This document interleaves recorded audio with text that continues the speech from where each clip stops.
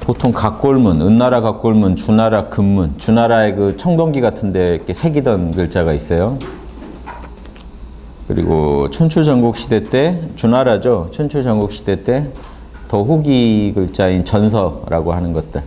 그리고 우리가 지금 보는 이제 해서, 예서나 해서들.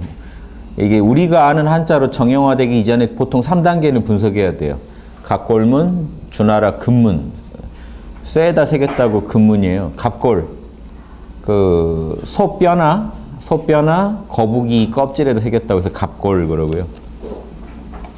그러니까 옛날 점치던 거죠. 소뼈나요. 소뼈나 거북이 껍질에다가 글자를 파가지고 불에다가 던져서 불에서 이제 그 뭔가 이렇게 뭐죠?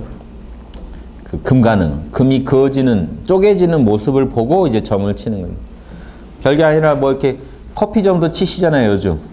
커피 마시고 뭐 밑바닥에 남은 모양을 보고 아니면 뭐 저기 무속인들은 쌀 던져서 그 모양 보고 각골문도요. 뼈가 쪼개지는 그 결을 보고 모양을 보고 점을 치는 거예요. 요게 어쩌다.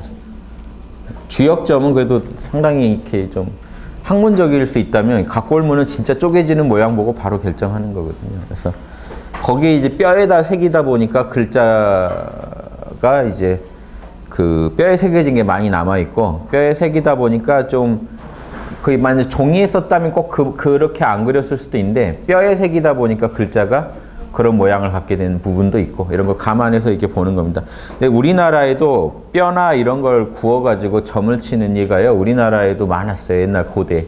그래서 우리나라랑 이 은나라를 동이족이라고 하면서 연결짓는 내용이 이 각골에서도 연결이 돼요.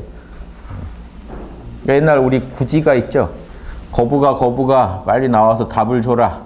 안 그러면 너 구워 먹어버릴 것이다. 막 이런 이런 협박문. 옛날 그게 일종의 점칠 때 부르는 노래였을 것 같아요. 거부가 빨리 답을 다오 하는. 요게 이 거북점에 다 이렇게 하나의 그 유품 같아요. 그래서 다행히 이제 거북이 이제 껍질들이 발견되면서 옛날 글자들이 대거 이제 드러났죠. 예전에는 전서까지만 분석하다가 이제는 각골문까지 분석해야만 한자의 원형이 정확하게 설명되는 시대로 왔습니다. 자, 한 번씩 들어가 보겠습니다. 안 불러주면 그냥 우리끼리 해야죠. 우리 거를 세계화 시켜야죠. 자, 먼저 이핵 한번 볼까요? 이핵은 지난번 다 봤고요. 이핵에서 두이자 이거 너무 쉽죠? 선 두 개 그어놓은 건데 예전에는 꼭 이렇게 하나를 짧고 하나를 길게 안 그었어요. 옛날에 둘 그러면 그냥 똑같이 많이 그렸습니다. 그래서 이제 예전에 사람이네 이러면 꼭 이게 둘이라기보다 선은 두 개니까 둘인데 둘 간에 똑같다는 의미까지 갖게 돼서 이제 이게 인이 돼버립니다. 나와 남을 똑같이 사랑하라 해서 인이 돼버려. 그러니까 요즘 혹시 이게 두이자로 하나가 짧고 하나가 길게 쓰죠. 요즘 이제 해서에서는 요즘 글 우리가 쓰는 한자에서는 그러면 이제 본 뜻이 좀 상실되죠. 그래서 알고 보셔야 돼요. 그래서 다산 정약용 같은 선생 같은 분은요, 요거를 인을 그렇게 풀고 싶은데 이제 두이잖아요. 그러니까 두 명의 사람 간에 있어서 최선의 관계를 맺는 방식이 인이다. 그럼 정약용 선생 같은 나자는 뭡니까? 그러니까 정의. 그럼 정의는 뭡니까? 요건 나하죠. 근데 이게 한문으로 인하간에 그러면 이게 한문 사람이는 남이고요. 나가 나예요. 그래서 이거 남을 상대하는 마음은 사랑이고 나를 통제한 이 양은 보통 아름다울 착할 선자에도 들어가고 아름다울 미자에도 들어가죠. 예, 그래서 나를 선하게 하는 거라 선나 이렇게 풀었어요. 다산 선생은 선나. 이는 선하다. 나를 선하게 하는 거다. 근데 실제로 이게 이제 다산 선생 때는 각골문이 없었잖아요. 각골문을 가지고 분석해 보면요, 이게 위에가 양이 아니고요. 이게 지금 나잖아요. 그러면 그 각골문 가면 나는 이거예요. 나자는 이거 삼지창이에요. 삼지창. 이게 손 빠지지 말라고 여기 딱 어떤 뭐죠? 여의봉 끝에 같이 뭐가 이게 창이 손에서 안 빠지게 잡아주는 요거 기계 하는 이런 그 역할을 하는 거를 지금 이렇게 해서 이렇게 그리다가 지금 나자가 됐죠. 그냥 창 들고 이렇게 싸울 때 우리 편을 그냥 말한 거예요. 우리 편. 꼭 특정 개인을 말한 게 아니고 우리를 얘기하다가 거기에 범위가 점점 좁아지면서 나와 남을 나눌 때 아군과 적군 나눌 때 원래 쓰던 거죠. 원래 이 글자만 볼 때. 이 거기를요 이쁘게 이렇게 치장한 거예요. 나를 이쁘게 이렇게 한. 예. 나를 뭔가 아름답게 하는 거, 선하게 하는 거. 예. 그리고 그 뭐죠? 아름다울 미자도 양이 아름답다가 아니고요. 예. 옛날 큰 대자는 사람이죠. 예. 사람이요 자기를 이쁘게 치장한 거예요. 뭔가 막 깃도 붙이고 한 모습. 뒤에는 이게 이제 지금 양양자가 돼버려서 양이 뭔가 선하고 아름다운 걸 상징하게 됐는데요. 예. 대신에 그 뭐죠? 착할선자에서는요 또 양이 그런 의미를 갖죠. 원래 이게 말씀 한자 2개 쓰는 거예요. 요걸 줄여서 지금 이렇게 줄여서 이렇게 써버리는 거.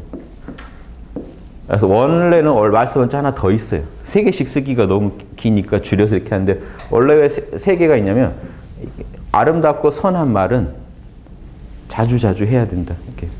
그러니까 옛날 어른들이요. 옛날에도 요즘 명언 같은 거 유행하잖아요. 옛날에도 보면 은나라 때도 은나라 왕이요. 일신, 의신 이런 거를요. 왕은 세숫대야에 써놨대요. 새겨놓고 일신, 의신 하라 이런 거를.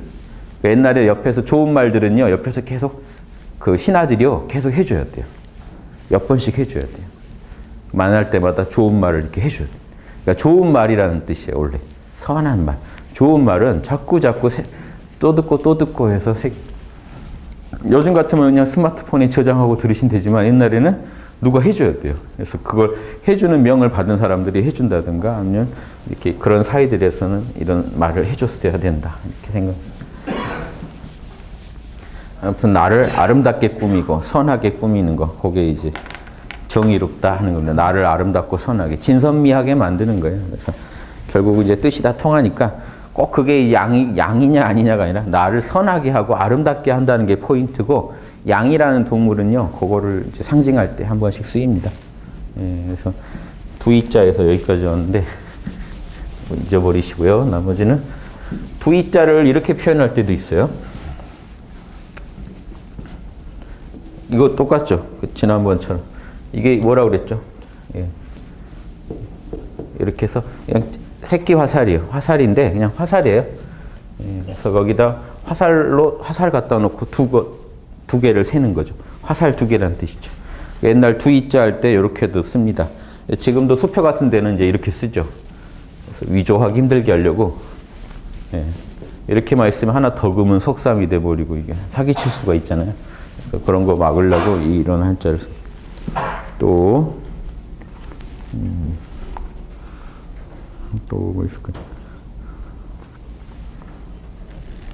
그래서 그때 그 화살익자로 하면 이게 뭐죠?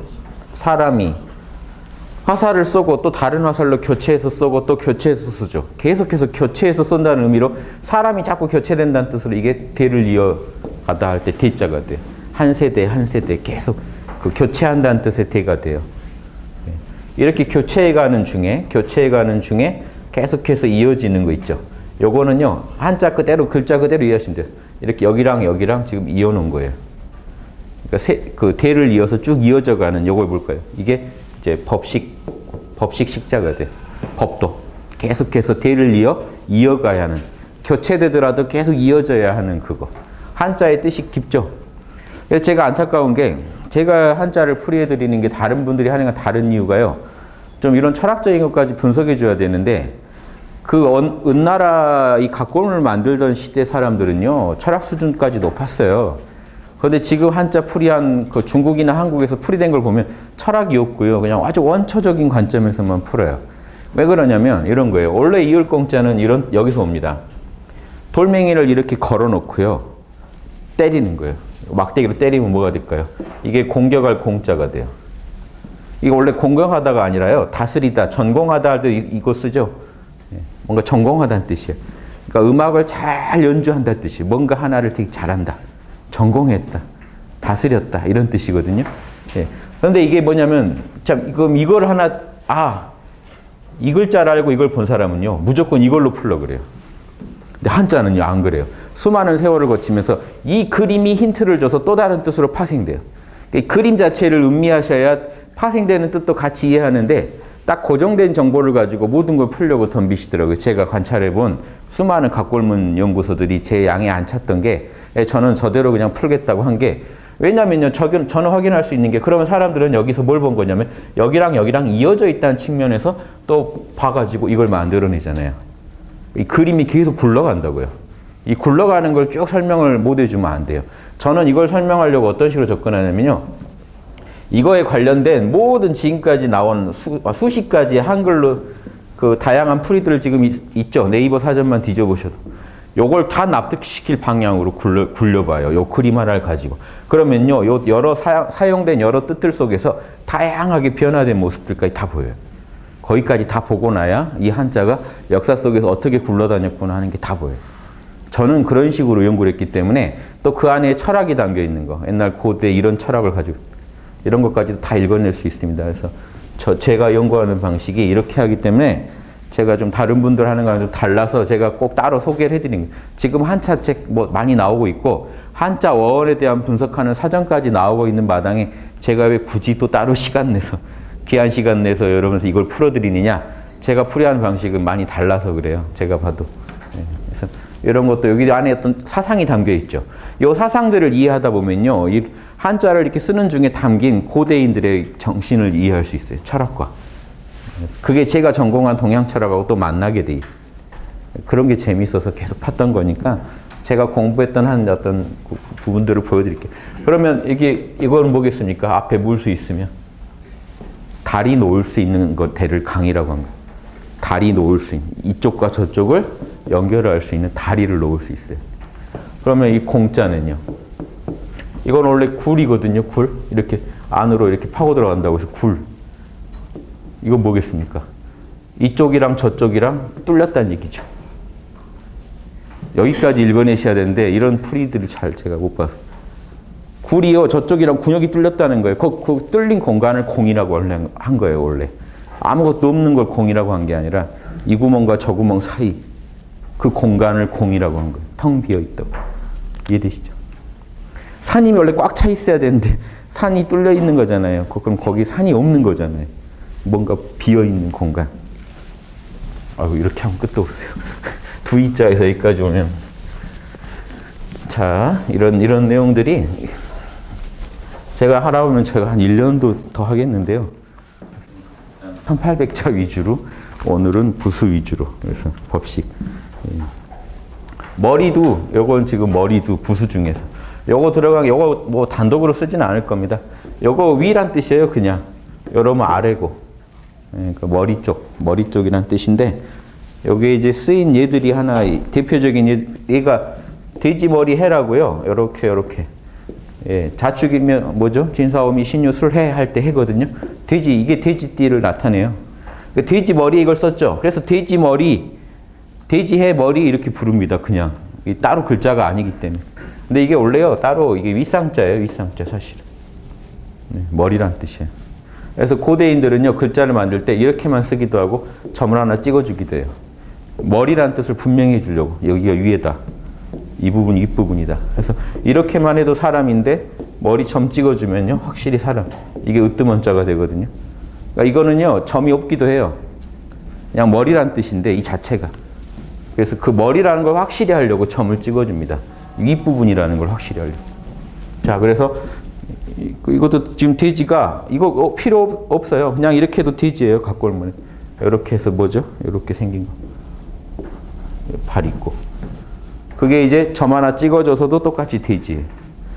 그래서 그게 이제 뒤로 올수록 이렇게 해서요. 지금 근문 정도 오면 이렇게 되죠. 근문 똑같아요. 근문도. 다만 꼬리가 한번 꺾입니다. 돼지가 꼬리가 한번 꼬부라졌다. 요게 지금 이렇게 된 겁니다. 요게 이제 지금 뭐죠? 요놈이 지금 이렇게 되고 여기 꼬리 부분 이렇게 해서 요게 이렇게 지금 된 거예요. 이것도 나중에 막 동영상으로 해서요. 변천 과정까지도 그려보면 재밌을 텐데 이렇게 됩니다. 그래서 돼지를 지금 이렇게 그린 거예요. 그래서 돼지의 머리인데 이런 머리를 뜻한다 정도. 이런 게 나오면 머리 부분이다, 입 부분이다, 머리 쪽이라는 것만 아시면. 예. 또 그 다음 게 이제 사람인데 우회. 전라도 말인가요? 우회라고 하지 않나요? 우회. 경상도도 우회라. 일본에서도 우회 그러죠. 이쌍자 써놓고 다 똑같더라고요. 일본 드라마를 보다 우회 그래서 제가 근데 다 위를 보는 거예요. 우회 하니까 그래서 우리 사투리가 아니야. 우리만의 사투리가 아니었구나 하고 이게 이제 같이 쓰고 있더라고요. 우리는 예. 경상도 사투리를 일본에서 많이 쓴다. 그래서 그랬나 보네요. 저희도 이제 막 쓰다 보니까 그래서 재밌죠. 그런 언어 가지고도 그게 아마 우회. 그래서 지금 방금 이게 우회라는 뜻이 저 위에. 그러니까 머리 부분을 표시할 때 이런 것도 이거 지금 이게 칼날이죠. 이거 이미 이것만 해도 그럼 굳이 여기다가 점을 하나 또 찍어요. 위에라고 여기가 이해되세요? 그럼 이게 뭔가 돼버립니까? 매울 신자가 돼버려요. 요놈이 나중에. 그러면 지금 이게 매울 신이 칼이에요. 매운맛을 보여준다는 게요. 지금 뭐 있죠? 신라면. 너 진짜 뭐 코라도 베버리겠다는 거예요. 원래 이 칼이라는 게. 그래서 금기운입니다. 가을 기운. 가불병정 뭐죠? 무기경신 임계할 때 경신해서 금기운에 금기운을 상징하는 간지로 있죠. 저 신이. 원래 칼로 처벌을 내린다. 그래서 봄에는 사랑이고 가불이라는 건 나무가 자라는 모습이에요. 그런데 지금 이 가을의 신은 뭡니까? 숙살기예요. 칼로 쳐버리겠다. 사랑과 정의라는 거예요. 덕목이 달라요. 그래서 자연에서 배우기를 우리가 사랑을 표현할 때가 있고 양심을 통해서 정의를 표현해야 될 때도 있고 자연이 원래 그러기 때문에 그래서 봄에는 누구든지 잘 자라게 해주고 가을에는 쭉정이는 쳐버립니다. 알곡만 남기고 그래서 그런 어떤 기운을 상징하는 겁니다. 그래서 지금 이번에 또 이제 사람 인자로 한번 가볼게요. 사람인은요 지금 각골문은 이렇게 썼고요. 뭐 뒤로도 보고 있어요. 전서도 똑같아요. 근문도 똑같다가 전서 오면은요 좀 더 이렇게 다양하게 표현됩니다. 똑같이 서 있는 사람도 있고 약간 엎드린 듯한 사람도 있고 이렇게 다양하게 이런 거는 아마 다 사람이에요. 여기다 머리만 그려주면 사람 맞죠? 그래서 지금 그 대표적인 게 동이족 이자 같은 거 보면요 원래 그냥 이렇게 사람으로도 그렸어요. 각골문에는 사람 하면 동이족이에요. 그러니까 왜 그러냐면 오행 중에 동쪽이 어질인자죠. 어질인자도 원래 사람이에요, 그냥. 그래서 남하고 똑같이 남을 사랑하는 사람 이렇게도 표시하고 그냥 자축인묘 중에서도 갑을병정으로 자축인묘로 돌리면 여기가 뭐냐 인방이에요. 동방을 인방 그랬어요. 예, 그래서 이 음도 또 똑같이 인이죠. 그래서 인 다 똑같아요. 그래서 인방 이렇게 하기도 하고 호랑이띠가 지금 인띠죠. 그래서 지금 호랑이 저것도요. 이거예요. 화살. 요게 지금 화살이죠. 씨앗이 터지면 씨앗 안에서 화살이 터지는 것처럼 탁 터져버리더라는 거예요. 싹이 나더라는 거예요. 봄이 오면. 그걸 또 다르게 그린 게 씨앗이 탁 터져 나오더라. 이게 갑이랑 인이 같아요. 글자가. 그래서 봄에 이렇게 터져 나온다. 생명이 싹 튼다는 뜻이죠. 그럼 또 그 생명을 사랑한다는 뜻이 있고 그런 게 진짜 사람이라는 뜻이에요. 동쪽을 인방이라고 할 때는요, 이때 이는요, 제일 사람답다는 뜻이에요.